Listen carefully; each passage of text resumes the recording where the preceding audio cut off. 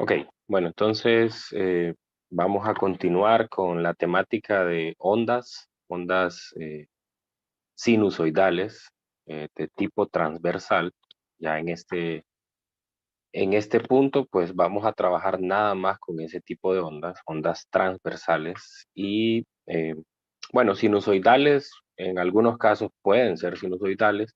Para otros problemas, pues no es tan necesario que sea sinusoidal. Digamos, sinusoidal, el requisito va a ser cuando necesitemos trabajar con la función de onda. Pero en otros contextos, pues la forma de la onda no es tan importante. Vamos a ir viendo eso. La idea es que esta semana vamos a terminar el contenido. Recuerden que el examen lo tenemos el miércoles de la próxima semana. Este primer examen es un examen virtual. Entonces, la idea es que el lunes y martes podamos tener un repaso donde vamos a resolver problemas de toda la temática, tanto problemas de objetivos mínimos como problemas avanzados. Esa es la idea de esos 2 días. Y ustedes también traten de ir en esta semana y igual todo lo que les quedó de las temáticas anteriores ir recopilando algunas preguntas que tengan, eh, algunas dudas que les hayan quedado incluso de la misma tarea, ¿no? En ese repaso, las podemos retomar para que ustedes vayan lo mejor preparados al examen. Entonces vayan tomando apuntes ahí y si en ese día quieren hacerlo, pueden perfectamente participar. Lo mismo también en los días que están destinados el jueves y el viernes, pues pueden abocarse a la universidad y si necesitan que les ayude con algunos ejercicios o hacer algunas preguntas de manera presencial, ¿verdad? Que pues es lo mejor, ¿verdad? Y si tienen la posibilidad, pues traten de hacerlo, traten de aprovechar ese tiempo. Bueno, entonces voy a compartir nuevamente los apuntes. Sé que la última clase fue un poco interrumpida por los problemas de internet en la universidad, pero voy a tratar de hacer un resumen de lo que vimos en la última clase. Entonces, ya con la función de onda sinusoidal, nosotros analizamos un poco la parte gráfica de esa función. Lo primero fue observar cuál es el comportamiento que tiene en la parte temporal y en la parte espacial, porque la función de onda tiene dos dependencias, una con la posición en X de las partículas en la cuerda y otra con el tiempo, que esta particularmente tiene que ver con el movimiento de la onda. Entonces, hay esas dos variables intervienen. Vimos que podemos tener dos direcciones de movimiento, que existe lo que se conoce como la fase de una onda, que la fase de una onda pues no es más que una medida angular de cuál es la posición, bueno, no diría posición, pero sería como cuál es el momento en el cual se encuentra el objeto en su ciclo. O sea, nosotros lo que hacemos es dividir el ciclo de una partícula en 2 pi radianes o en 360 grados. Entonces decimos, bueno, si la partícula solo ha completado un cuarto de su oscilación, entonces su fase es de 90 grados o de pi medio. Si ha completado la mitad de su oscilación, entonces su fase es de pi radianes o de 180 grados. Igual 3 cuartos, 270 grados. Y si ha completado toda la oscilación, pues es 2 pi radianes. Entonces, eso significa la fase. Muy bien. Además, calculamos la velocidad y la aceleración de las partículas usando la función de onda con la definición de que la derivada es temporal con respecto de la función de onda. La primera derivada es la velocidad y la segunda derivada es la aceleración. Nos referimos a la velocidad y a la aceleración transversal de las partículas, o sea, el movimiento hacia arriba y hacia abajo, no el de la onda particularmente. Y pudimos comprobar con estos cálculos que las partículas se mueven con un movimiento armónico simple, con los valores extremos que observamos en ese movimiento, que la velocidad máxima ocurría en el punto de equilibrio y la aceleración en ese punto era cero, y que en los extremos la velocidad era cero y la aceleración era máxima. Y pudimos ver particularmente en una gráfica cómo cada una de las partículas tiene un movimiento diferente porque tiene una coordenada en X diferente. Luego con eso encontramos lo que se conoce como la ecuación de onda, que es una ecuación diferencial en derivadas parciales, que me va a permitir, si se fijan por ahí, dentro de la ecuación de onda aparece la velocidad de la onda. Me va a permitir encontrar una nueva ecuación de velocidad. Nosotros tenemos dos ecuaciones en este momento, que es lambda por f, o lambda sobre t, y la otra es omega sobre k. Entonces esas son ecuaciones para la velocidad de la onda en términos de sus propiedades, o sea, propiedades exclusivas de la onda. La longitud de onda es una propiedad exclusiva de la onda, la frecuencia también es una propiedad exclusiva, el número de onda son propiedades exclusivas de la onda. Entonces nosotros posteriormente con esta ecuación de onda vamos a encontrar una ecuación que va a estar en términos del medio en el cual se está moviendo, particularmente de la tensión y de la densidad lineal de masa, que es cuánta masa por unidad de longitud tiene una cuerda. Entonces eso lo vamos a ver posteriormente, pero la idea de hoy es resolver algunos problemas, inicialmente resolver algunos problemas que me permitan afianzar estos conceptos que vimos en las clases anteriores. El primer problema que vamos a resolver es el problema 15.10. Vamos a copiar el enunciado.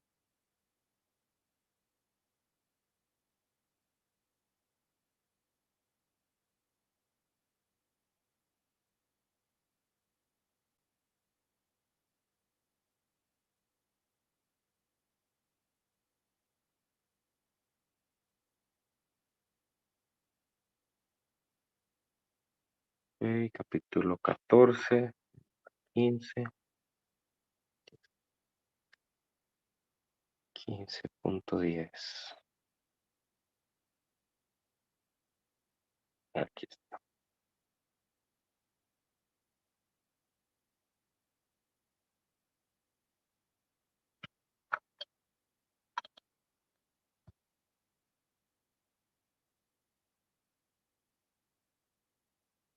Es un problema de objetivos mínimos, un problema sencillo, no tiene tanta dificultad. Y la idea pues es hacer una introducción nada más de los conceptos aquí. Pegar el enunciado.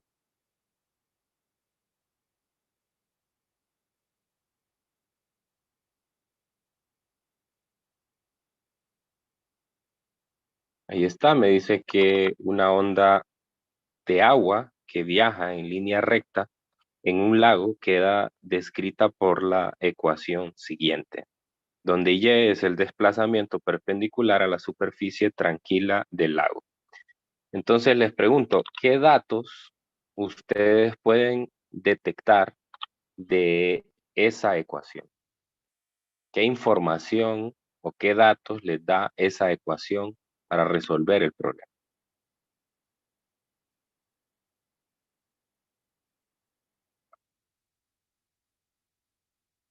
La longitud de onda.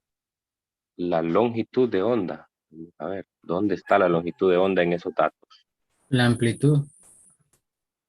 La amplitud, ok, ahí sí, ¿verdad? Esta es la amplitud. La longitud de onda sí está, pero no de forma directa. Se puede determinar. Pues aquí tenemos la amplitud. ¿Qué otro dato puedo ver aquí? La frecuencia angular. La frecuencia angular. ¿Cuál es la frecuencia angular? 5.40 segundos. Correcto, 5.40. Aquí está. Entonces, 5.40 radianes por segundo es la es omega. 3.75 centímetros es la amplitud. Y hay dos datos más. Vamos a ver quién los puede identificar. Número de onda. ¿Cuál? El número de onda. el número de onda, ¿no? Entonces el número de onda es este que multiplica la X, ese es K. ¿Y qué otro dato hay? Falta uno.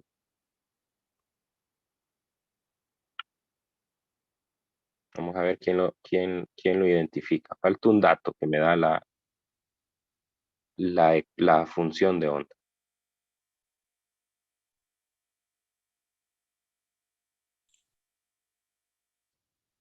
Hay un dato más. Que la frecuencia es negativa. La frecuencia es negativa, ¿no? El término de frecuencia es negativo. ¿Y qué significa que sea, bueno, no negativo, es positivo? ¿Qué significa que sea positivo? Este signo de aquí, ¿qué significa? Que va hacia la Se izquierda. mueve hacia la izquierda. Hacia la izquierda, correcto. Hacia la izquierda. Va hacia la izquierda, esa es la dirección. Perfecto, ¿no? Entonces, con esos datos, tenemos que resolver lo que se nos pide. Inciso A, ¿cuánto tiempo tarda un patrón de onda completo en pasar por un pescador en un bote anclado? A ver si logran identificar qué es lo que me están pidiendo en el inciso A. Leamos de nuevo. ¿Cuánto tiempo tarda un patrón de onda completo en pasar por un pescador en un bote anclado? ¿Qué me están pidiendo? Periodo. El periodo. Periodo. El periodo. Entonces, el periodo, la manera más fácil de determinarlo es con omega, porque omega lo tenemos aquí ya implícito, ¿no? Sabemos que el periodo es 2pi sobre omega.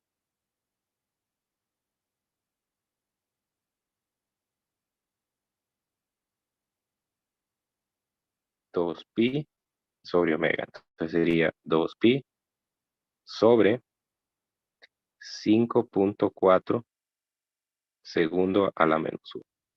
¿Cuánto da?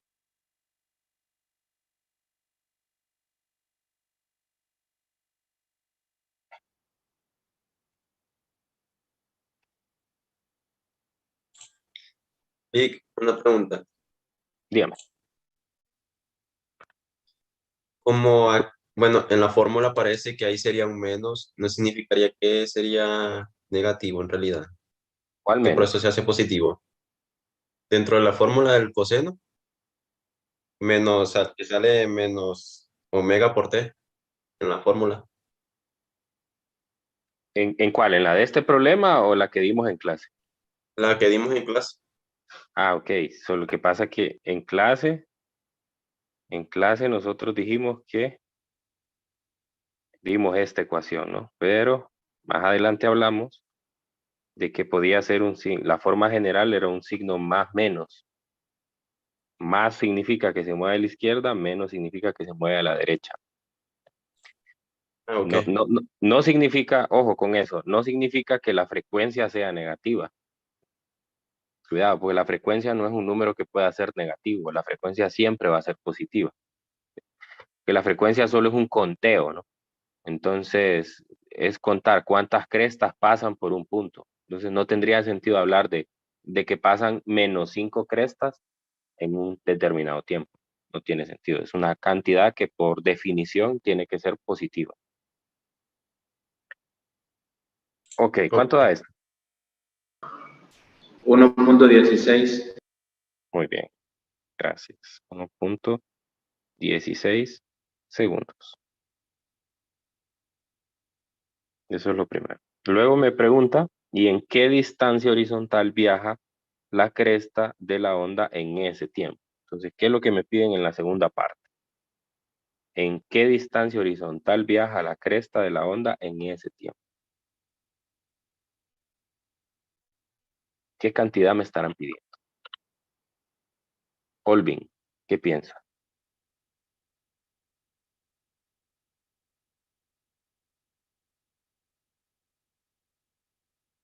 Veamos la pregunta completa. ¿Cuánto tiempo tarda un patrón de onda completo en pasar por un pescador en un bote anclado? Eso es el periodo. ¿Y qué distancia horizontal viaja la cresta de la onda en ese tiempo? ¿Cuál es la distancia que viaja una cresta en un periodo? ¿Cómo se llama esa cantidad? Longitud de onda. La longitud de onda, correcto. Entonces me están pidiendo la longitud de onda. ¿Y la longitud de onda con quién la puedo relacionar?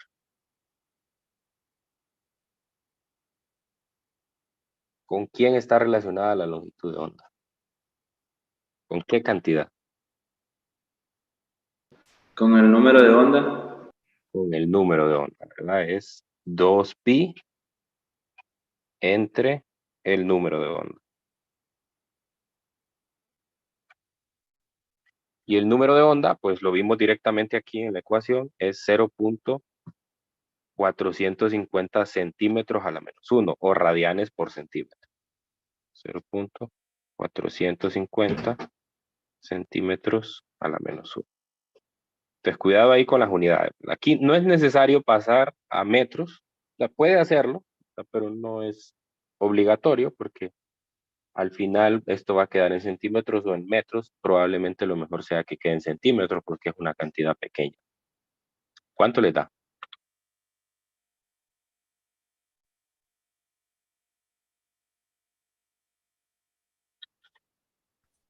13.96. No. ¿En qué unidades?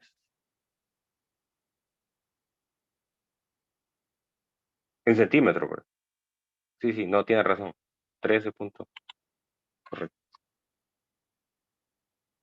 Serían 14, pongamos. 14 centímetros. No, sí, tiene razón. Que yo lo tenía en metros.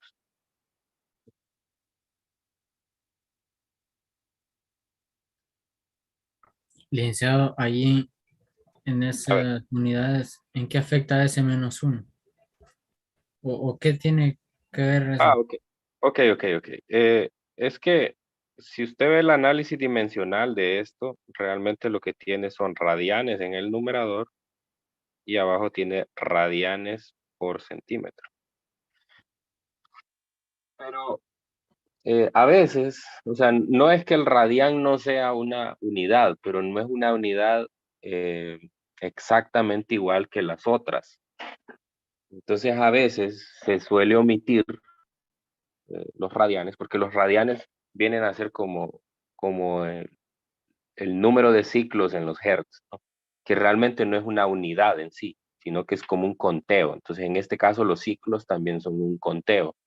Entonces, por eso no se considera como una unidad formal, digamos, del sistema internacional. Entonces, a veces no se escribe, ¿no? Se sobreentiende que cuando uno habla de 2pi, está hablando de radianes, está hablando de una cantidad angular.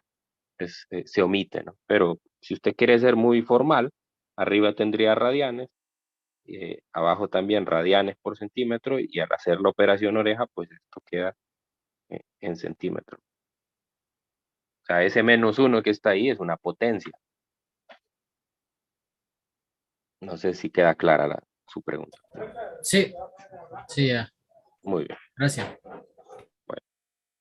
Bueno, el inciso B me pregunta cuál es el número de onda y el número de ondas por segundo que pasa por el pescador. El número de ondas sabemos ya cuál es, una cantidad dada. Ahora, pero ¿qué significa el número de ondas por segundo que pasa por el pescador? ¿Qué cantidad creen que es?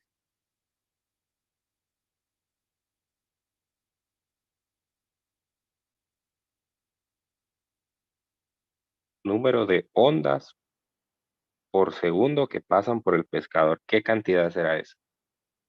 La frecuencia. La frecuencia. Entonces, aquí tengo la opción más fácil de calcular la frecuencia como el recíproco del periodo. 1 sobre 1.16.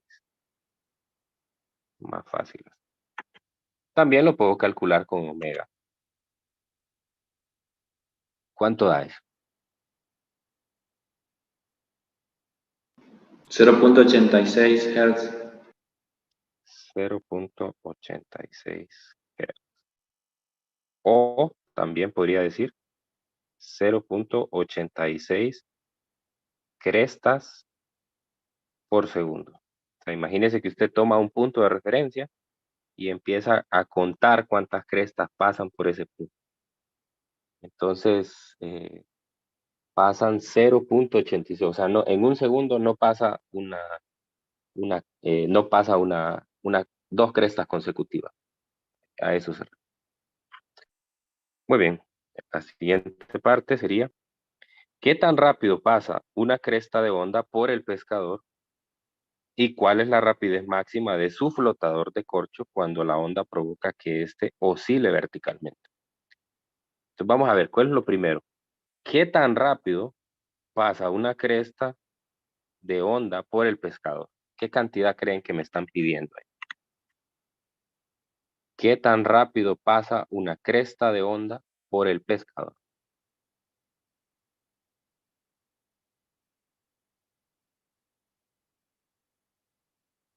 ¿Qué cantidad creen que?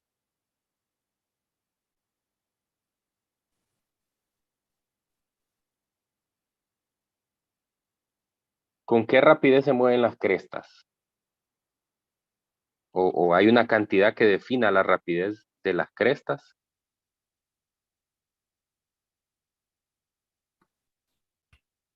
La longitud de onda por la frecuencia. Ajá, es la velocidad de la onda. La velocidad de la onda es la velocidad a la cual se están moviendo las crestas. La velocidad a la cual va todo el patrón.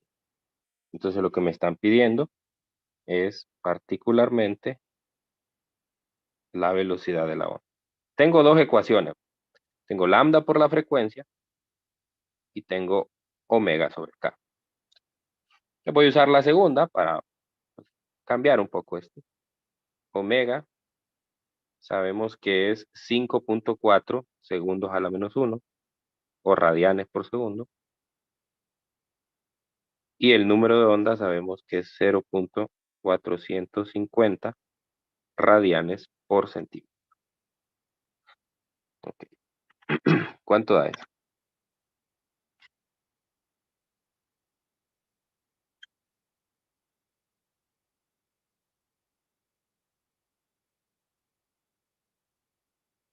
Doce. 12. 12, correcto. 12 centímetros por segundo. Ojo ahí con las unidades. No es necesario hacer la conversión. Siempre me preguntan, es una pregunta muy frecuente en las clases, ¿cuándo tengo que convertir y cuándo no? Queda siempre esa pregunta. ¿Cuándo hay que convertir y cuándo no? La respuesta es simple. Tiene que convertir unidades cuando la cantidad que está determinando o el cálculo que está haciendo implica una cancelación de unidades. Digamos, no va a poder cancelar centímetros en el numerador con metros en el denominador. Entonces, en ese caso está obligado a pasar los centímetros a metros o los metros a centímetros. Entonces, solamente en esos casos. Cuando no hay problema. Bueno, veamos la última. ¿Cuál es la rapidez máxima de su flotador de corcho cuando la onda provoca que éste oscile vertical? Voy a apoyarme aquí de una figura, de un bosquejo. Aquí tenemos un corcho, dice, un flotador de corcho. Imagínense qué es esto que pongo en rojo aquí. Y entonces el patrón, este será el corcho. El patrón de onda viene así.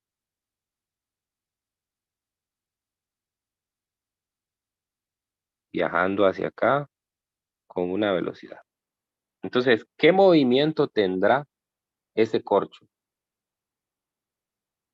¿Qué movimiento tendrá? ¿Será que se mueve con la onda o se mueve transversalmente hacia arriba y hacia abajo?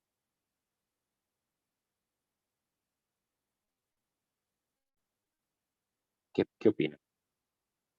Hacia arriba y hacia abajo. Correcto, ¿no? Hacia arriba y hacia abajo. Entonces significa que lo que me están pidiendo es la velocidad máxima transversal. Además que No lo puedo confundir de ninguna manera con la velocidad de la onda, porque la velocidad de la onda no tiene máximos y mínimos. La onda tiene una velocidad constante.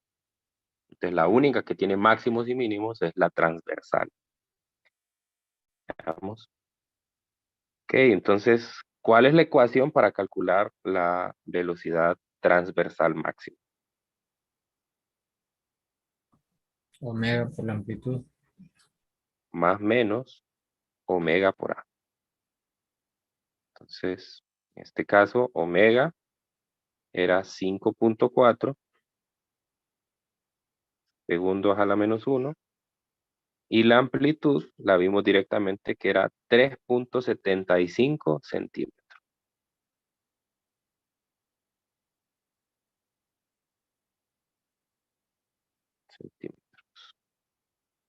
Muy bien, ¿cuánto da esto?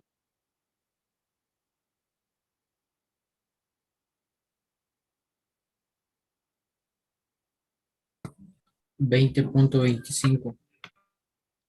20.25 centímetros por segundo. Bien, y el mejor aprendizaje que puedo sacar de este inciso es comparar a las dos velocidades. Fíjese que la velocidad a la que se mueve el pulso o las crestas, como lo dice este problema, no es la misma velocidad a la cual se mueven las partículas del medio, o la máxima velocidad que tienen las partículas. De hecho, no hay ninguna relación entre una velocidad y la otra. Entonces, esa es la máxima velocidad. Puede tener otras velocidades, porque recuerde que en el movimiento armónico simple, la velocidad es una función del tiempo. Entonces, por lo tanto, dependiendo de qué parte de la onda esté pasando por ahí, porque puede estar pasando una cresta, puede estar pasando un valle o cualquier otro punto, dependiendo de eso, es la velocidad que va a tener el corcho. En ese momento, cuando tiene la máxima velocidad, el corcho se encuentra en la posición de equilibrio.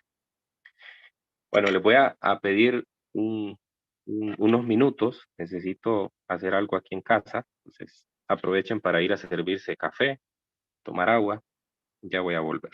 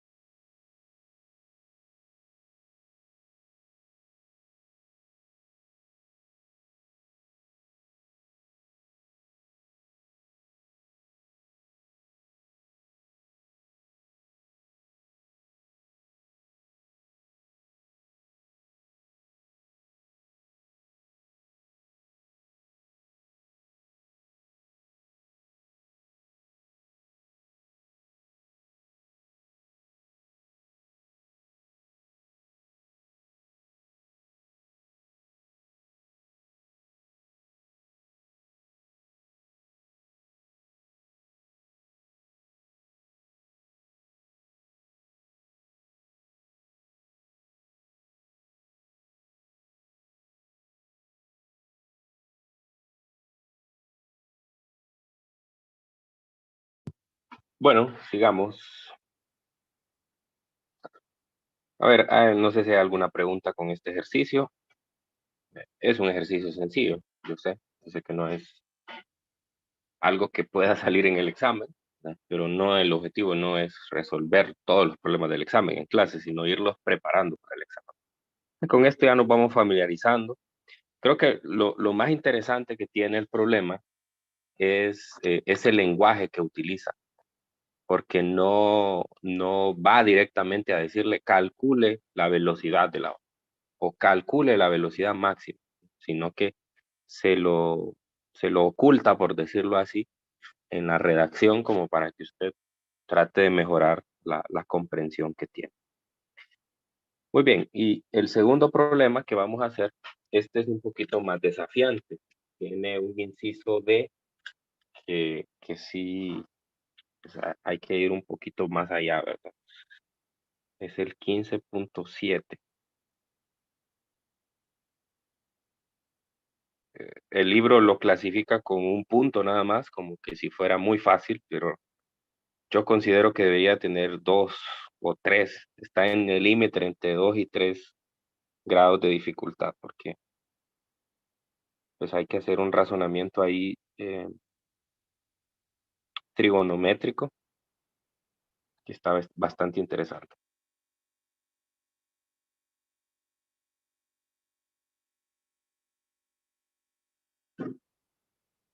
Muy bien. Entonces, me dice que ciertas ondas transversales en una cuerda tienen rapidez de 8 metros por segundo. Entonces, este problema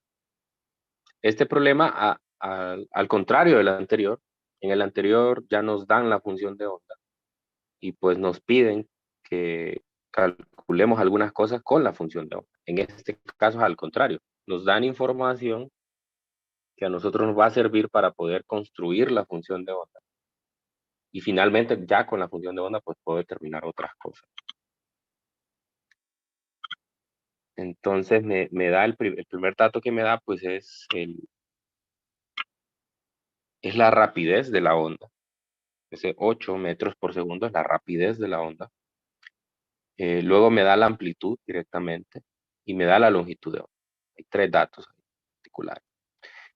Me dice que las ondas viajan en la dirección de menos x, o sea, quiere decir que en la función de onda tengo que poner un signo menos al término de omega. Y me da además condiciones iniciales. Las condiciones iniciales me permiten a mí, pues, saber cuál es la constante de fase, ¿verdad? ¿Sí? Tal vez yo no lo dije implícitamente en esa clase anterior, pero bueno, aquí lo voy a poner. La función de onda tiene también una constante de fase. Kx más menos omega t más un phi aquí. ¿Sí? Ah, no, el libro de texto no se mete tanto con ese phi ya aquí. Se hace más en el movimiento armónico simple. Y casi siempre se asume que en las condiciones iniciales son particularmente las que me están dando acá. Que en el tiempo t igual a 0 está en el extremo, en x igual a 0 perdón, que en el tiempo t igual a 0, el extremo que está en x igual a 0 de la cuerda, tiene su máximo desplazamiento hacia arriba. O sea, es la misma condición inicial que de las clásicas o de las típicas en,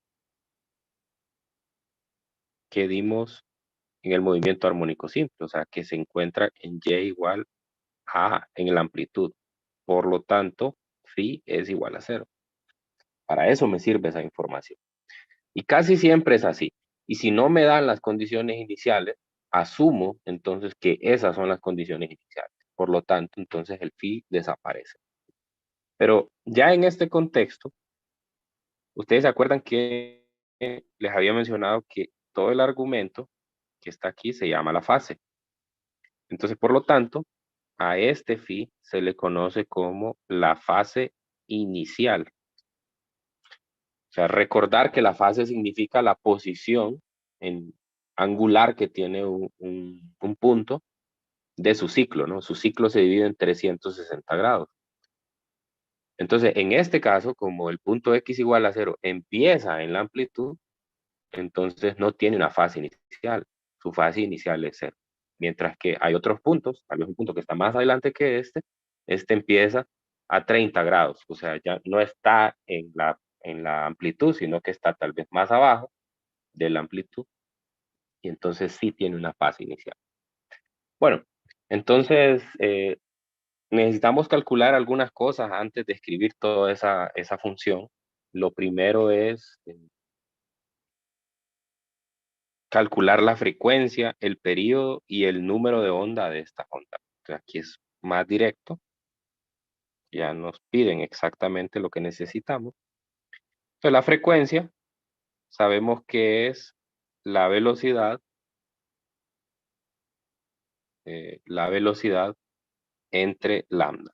Despejando de la ecuación de velocidad, la frecuencia es la velocidad entre lambda, porque son dos datos que me da directamente el problema. La velocidad me dicen que es de 8 metros por segundo y lambda me dicen que es de 0.32 metros. Muy bien. Eso a mí me da 25 Hz. A ver si me confirman. Confirmo. 25 Hz.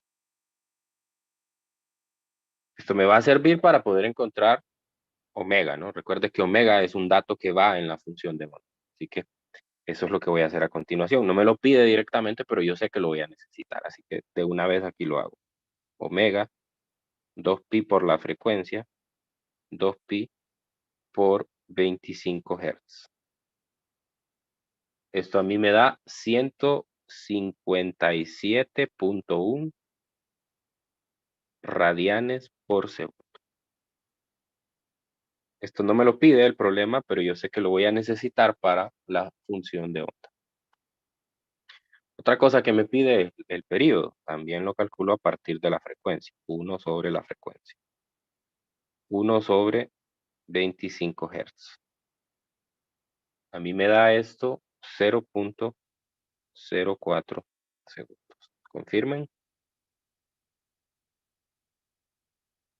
Sí, eso da. Muy bien, gracias. Ok, ahora me pide que calcule el número de onda. También lo necesito para la función de onda. El número de onda sabemos que es 2pi sobre lambda. Lambda es un dato del problema, que sería 2pi sobre 0.320 metros. Eso me da 19.63 radianes por metro.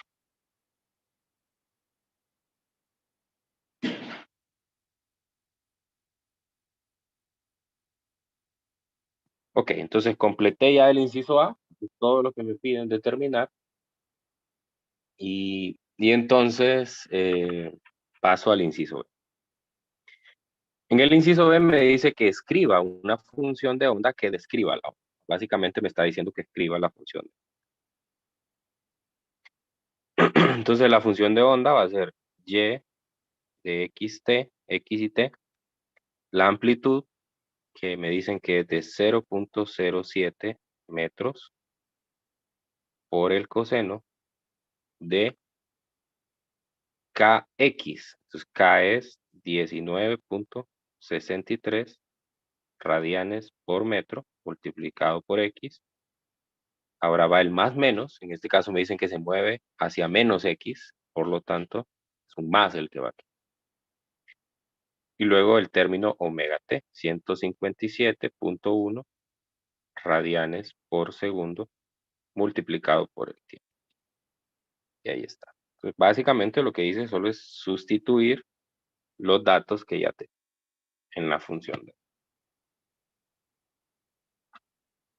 Eso lo puedo llevar en este caso, una función de dos variables, ¿verdad? Entonces yo lo puedo llevar a un programa de graficación, solamente que tendría que definir una de las dos variables constante. Por ejemplo, podría definir constante X o definir constante T y así, ¿no? Veré. Yo tengo hice una gráfica donde puedo manipular esas cosas, se las voy a mostrar cuando termine de resolver el problema para que vean cómo es el comportamiento. Muy bien, ahora voy al inciso C, el cual me pide que calcule el desplazamiento transversal de una partícula en x igual a 0.360 metros en el instante t 0.150 segundos. O sea, me está dando ya la coordenada en x y la coordenada en t. Solamente tengo que sustituir. Esto lo hacen ustedes directamente ahí en la calculadora. X igual a 0.360 metros para X y T 0.150 segundos. Recuerde que la calculadora debe de estar en radianes. En radianes. A mí me da 0.05.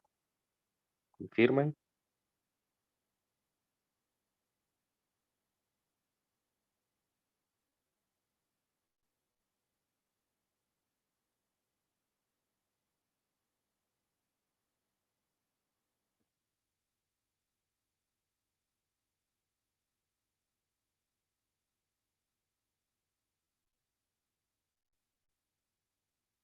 Confirmo, Lick. Muy bien, gracias. Voy a hacer una gráfica solamente para que usted vea qué es lo que está pasando. Entonces me dice que aquí voy a graficar Y, aquí voy a graficar X. Yo sé que la onda se mueve de derecha a izquierda. La velocidad va en esta dirección. Entonces viene el patrón de onda.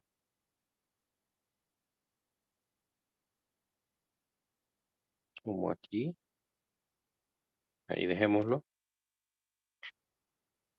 Y me dice que entonces se encuentra en la posición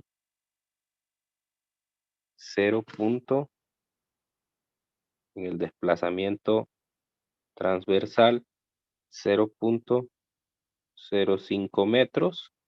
Y la posición en X que tiene es de 0.36 metros. Y para un tiempo de 0.150 segundos. Ese es el desplazamiento que tiene ese punto en ese momento. Muy bien, ahora viene lo bueno, el inciso D. Ahí viene lo difícil del ejercicio. Todo esto pues es bastante trivial. En el inciso D me dice, ¿cuánto tiempo debe pasar después de los 0.150, que es el gráfico que acabo de hacer, para que la partícula en X igual a 0.360 metros vuelva a tener su desplazamiento máximo hacia arriba? Entonces, si nota en esta gráfica, la partícula no está en su desplazamiento máximo. El desplazamiento máximo era 0.07, es la amplitud. Está 2 centímetros más abajo del desplazamiento máximo. Entonces, lo que me está pidiendo es, desde ese momento, ¿cuánto tiempo tiene que transcurrir para que esa partícula que está en 0.360 metros alcance la amplitud? Es un intervalo de tiempo lo que me está pidiendo. En otras palabras, el inciso D lo que me está pidiendo es un delta T, donde el tiempo final será el tiempo cuando la partícula se encuentra en la posición Y igual a la amplitud. Y el tiempo inicial será el tiempo cuando la partícula se encuentra en la posición 0.05 metros.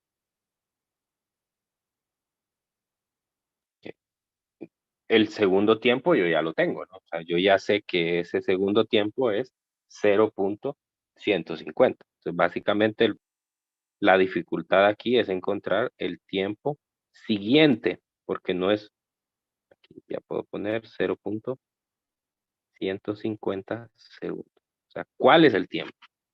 Entonces, La onda está pasando, es una onda periódica, es decir, está transcurriendo muchas veces y por ese punto, por el punto 0.360, cada 0.04 segundos, que es el periodo, está pasando una cresta, o sea, un máximo. Entonces, ¿cuál de esos máximos?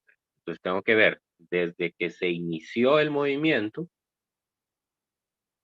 cuántos máximos han pasado, en qué máximo pasó perdón, en qué tiempo pasó el máximo anterior y en qué tiempo viene el máximo siguiente.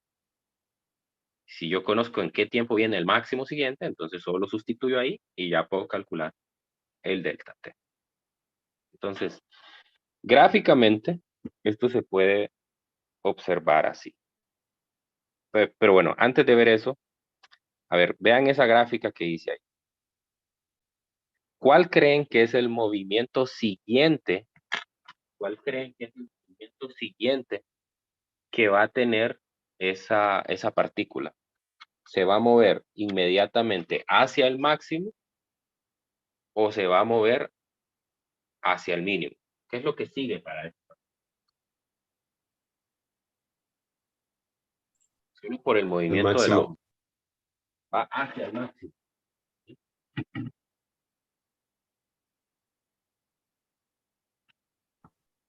Va hacia el mínimo en Y. Va hacia el mínimo en Y. ¿Ok? Tengo dos opiniones.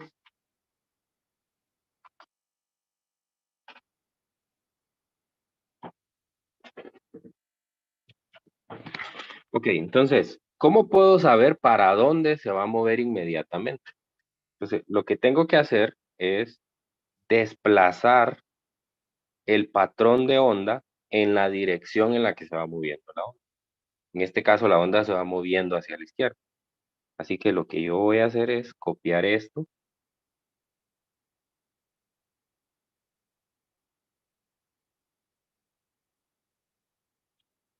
Vamos a pegar aquí, va a ser un poco más grande para que se observe mejor.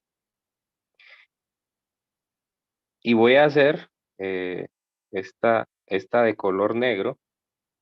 Esta de color negro va a ser para el tiempo t igual a 0.150 segundos.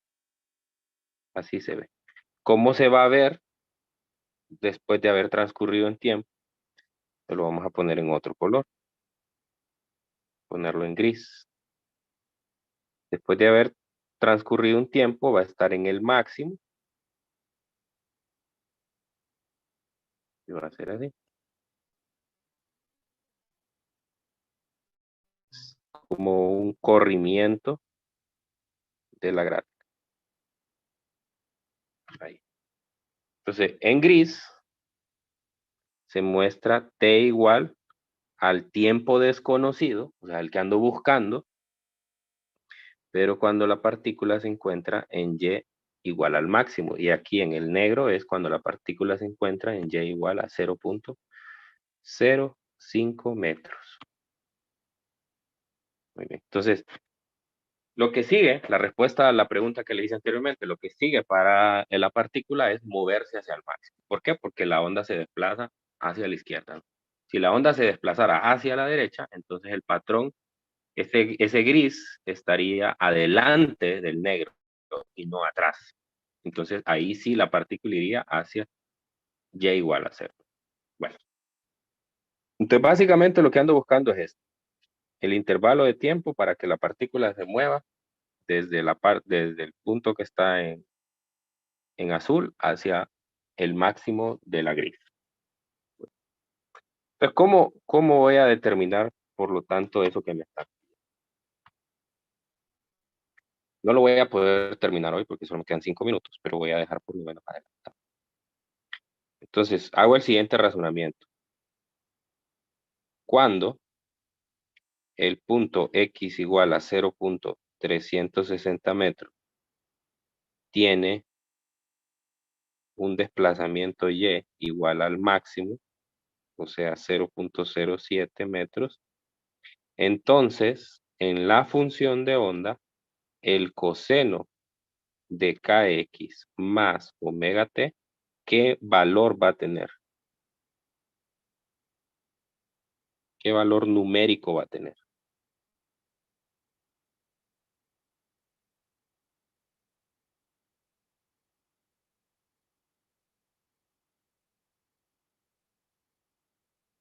¿Qué valor numérico? ¿A qué valor numérico toma el coseno cuando tiene su valor máximo?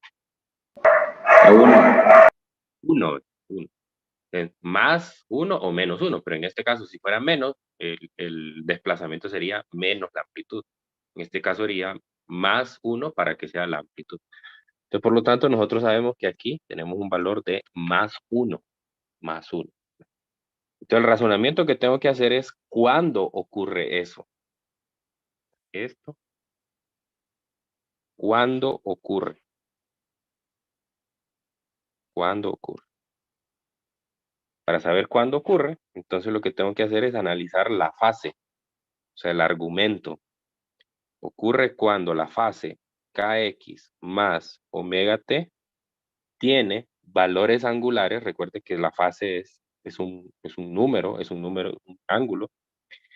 Es un múltiplo entero de 2pi radianes. O sea, cada n multiplicado por 2pi, el coseno toma un valor de 1. O sea, es decir, cuando tiene el valor de 2pi, cuando tiene el valor de 4pi, cuando tiene el valor de 6pi, entonces el coseno toma valores de positivo 1. Perfecto, entonces en este caso defino, porque esto realmente es una sucesión de términos, defino el n, toma estos valores, los números naturales y el 0. Entonces, ¿qué representa esa n? N representa, y aquí voy a cerrar la clase, n representa la ocurrencia de un máximo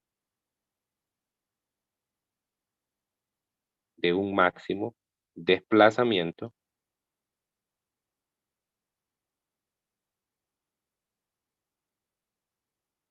para un punto dado, para un punto X dado. O sea, esa ecuación que tengo aquí, lo que me da a mí es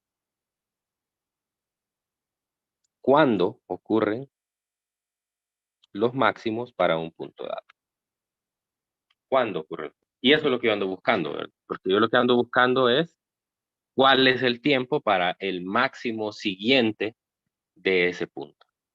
Bueno, entonces, vamos a dejar aquí en pausa. Con esto, yo esperaría que los que están atentos en clase puedan resolver el ejercicio. Entonces, les invito a que traten de hacerlo hoy por la tarde y mañana lo podemos revisar. Incluso si tienen alguna pregunta y lo están haciendo, pues pueden escribirme por el Telegram y yo pues les ayudo. Obviamente lo vamos a hacer mañana en detalle, no lo vamos a dejar incompleto. Bueno, entonces nos quedamos aquí hoy. Mañana nos vemos y bueno, que tengan un feliz día. Cuídense mucho.